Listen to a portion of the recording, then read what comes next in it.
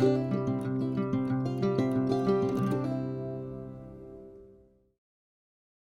this video, I'm going to show how we built our chicken coop and set up our run and kind of got started as amateurs with our brand new flock of chickens for the first time. This is our finished chicken coop and run, and our chickens really seem happy in it, and I'll show you how we got there. I ordered this coop online with the idea that we would put it inside an old dog kennel that we had and kind of make an extra large run out of it. And as soon as I got it in the mail and put it together, I could tell I was not happy with it.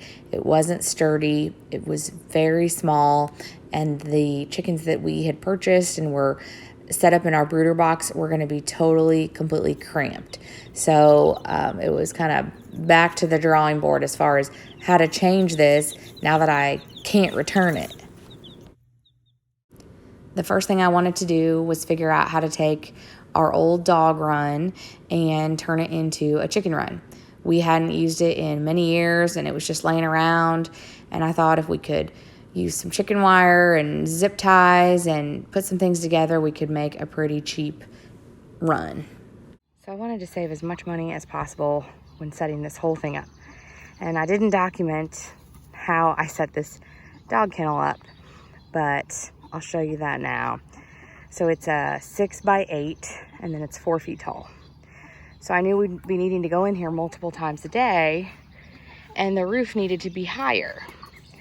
This door is only, 4 feet tall, and we couldn't just constantly be bending over. So I needed the roof to be taller. So I got these brackets. You can see them right here. You can get them at Lowe's, and they bolt on around this top rail. And then I got PVC that you can put in, and it holds them tight. So the run is lengthwise this way. It's 8 feet long. This is the long side.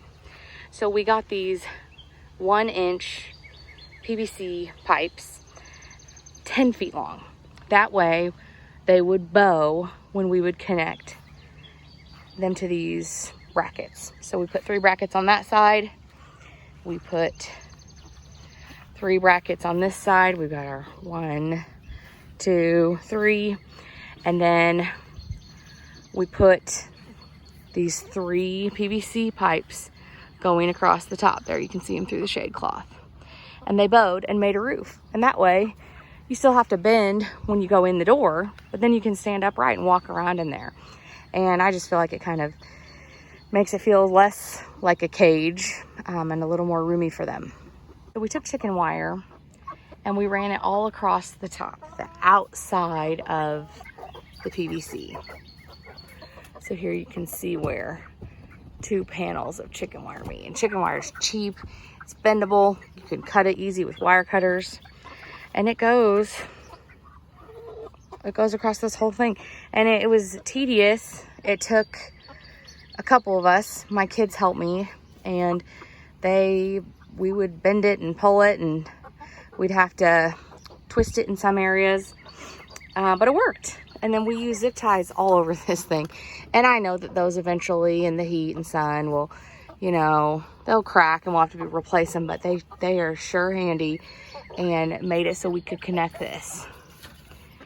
And we connected it, all over with different zip ties.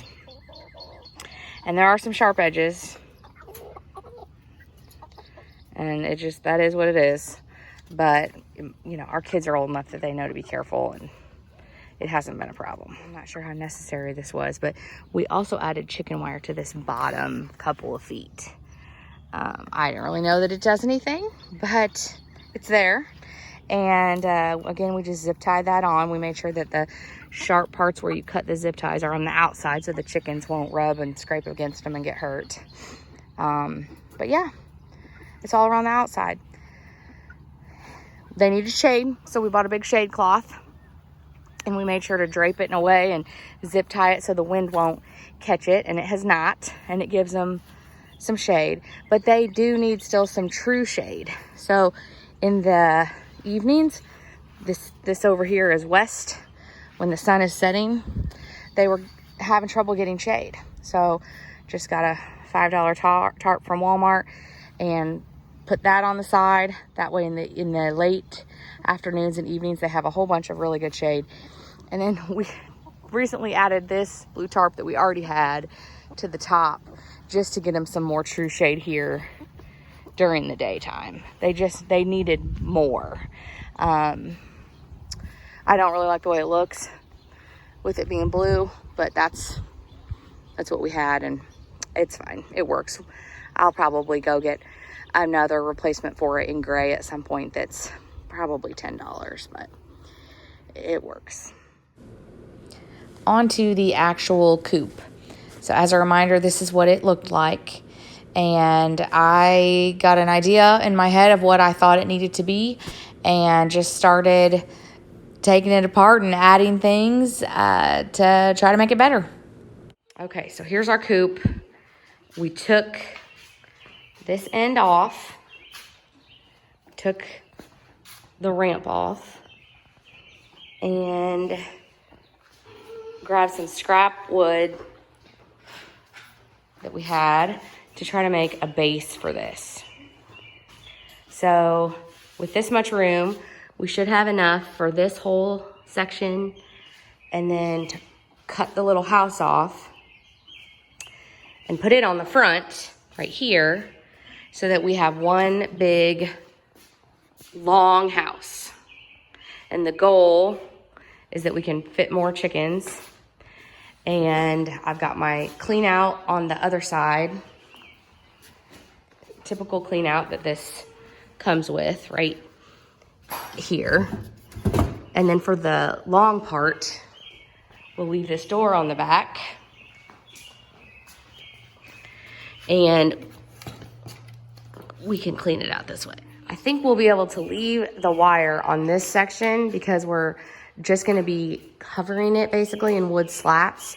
So I don't think that we're going to have to mess with all that. Okay, so my light's not good, but we're going to cut off that extra wire. He's getting that panel. And right now, we're taking off this door because all that's going to get covered up later. And we're going to save that door because, I mean, with the hinges, and I see that maybe coming in handy later. All right, so we got all the wire off. We laid it on its side. When this is standing up, this section needs to be a little taller than this section because we need the roof to be up a little higher so that water drains down. So I measured to do that, we have to cut 9 inches off. So we measured with our straight edge, and we're gonna go around and cut 9 inches off all the legs. Cut the legs off one side. We have reached the point of no return. So if we royally screw this up, there's no going back. Okay, I know my lighting is terrible, but first look at, the idea. So front will be there, and then it'll connect in here. Got some work to do on the bottom because things don't line up right on the bottom, but that's no big deal. That's the idea. Okay, one thing that's gonna need to be done is that's the back of the original. So we're gonna need to cut a hole in there. So I'm gonna go in there at some point and mark this so that we don't cut it too high. We don't want it cutting above the roof, but I'll cut a hole right there in the middle that the chickens can walk through to get from that section to this section so that it's more uniform. At this point, I went and got some 1x4 cheap pine boards, and I just started adding things. I started adding slats and finishing pieces. I used some furring strips for the edges. I made sure to add lots of ventilation. That's very important for chickens, have lots of ventilation in their coops, so we added that in on all sides. I had some old shingles laying around from a deck we had built, And so I used those on the side so the water would drain off the edges properly and not into the coop. And that seems to work really well. And then we took it in 2 pieces because it was super heavy. Took it in 2 pieces way to the way back of our yard where it would be placed. And we bolted it together there. We primed it good and waterproof caulked some of the openings. And then we used a good exterior paint as the finishing touch. And I think it turned out super cute. We really, really, really love it. I also added this roof flashing where the 2 pieces of the coop were put together. That way no water can seep into that seam, and it's worked really well. The next step was to connect the coop to the run. So we lined it up, put it in place, used bolt cutters to cut a hole in the chain link, and then used washers and bolts to tie the chain link into the wood slats of the coop, and it's nice and secure. And then we had some old landscape stones from an old project that we had kept, and we used those to go all around the coop, all around and under it, around the run, just to keep predators from digging in somehow, or to keep the chickens from digging out. I didn't know if that would ever be a problem. And so it's nice and secure all around. Once they were old enough to leave the brooder box and the springtime temperatures were getting a little warmer, we moved them out to the coop. For the first week or a little more, we kept them in the actual wooden coop for 24 hours a day. And that way they learned, this is my home, this is where I nest.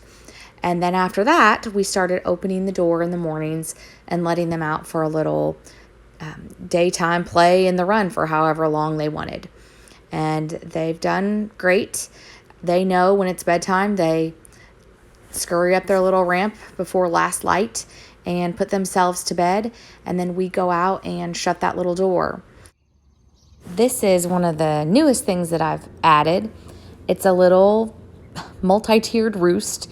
I mean, it's an over-glorified ladder, basically. But I bought some 1x2 furring strips, which are so handy. You can make so many things out of these little furring strips that are less than $2 a piece. So I bought a few of those, cut them, made a ladder.